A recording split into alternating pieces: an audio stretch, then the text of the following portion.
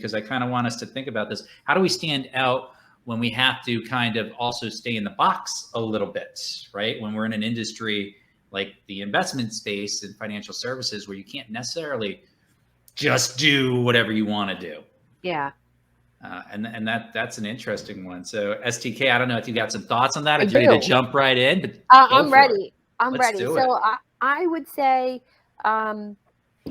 connecting with as many people as possible might not be the train to jump on. It might be better when you're in a crowded space to actually develop closer, tighter, almost like reciprocal power partners.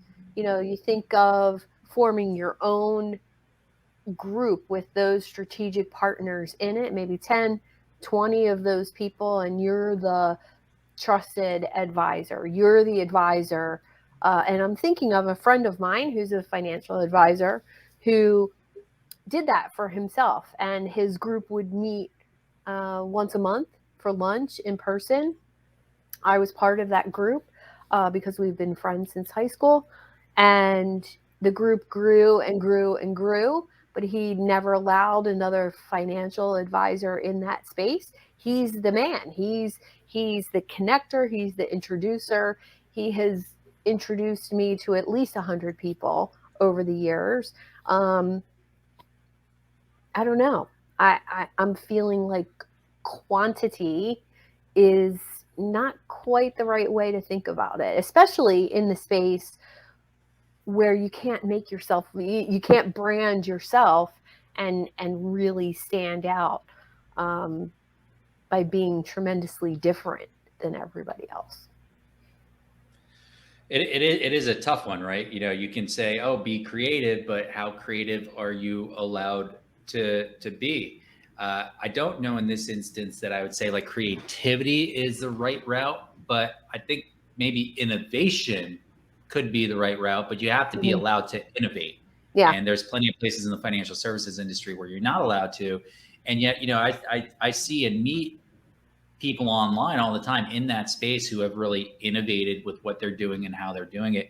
And it does make them stand out, to the extent that they're doing all the things that we might normally do in a coaching model and a consulting model. And they're bringing that into the financial services world. And that's like, you're taking something from today and plugging it into an industry that in a lot of ways, like 30, 40 years in the past. Exactly.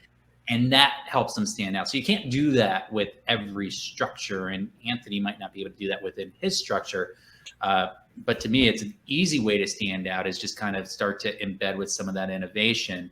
And I think there is room to do that, even if you're in a culture or within a box that doesn't necessarily facilitate it. It doesn't mean you can't do some of it. You just maybe can't do all of it. So it's kind of an interesting thing. Doc, what's your take on that, man? So I want people that are to stand out right now. And if you're watching us, to drop in the comment who you are, because we can't tell you're here. The only way we know is you let us know. So shout out, stand out, put your name down in the comment, let us know you're watching. Yeah, hit us up with a comment or drop a question in there if you got one. But we'd love to know who's watching. So give us a shout out. You don't have to if you're shy. I get it. Because it never fails. As soon as I say, go ahead and let us know you're there, someone drops off. Like they get afraid. And it just happened. So no pressure. But if you want to stand out, we'll shout you out. No pressure. If you want to stand out. And I'm going to bring up a great video that was introduced by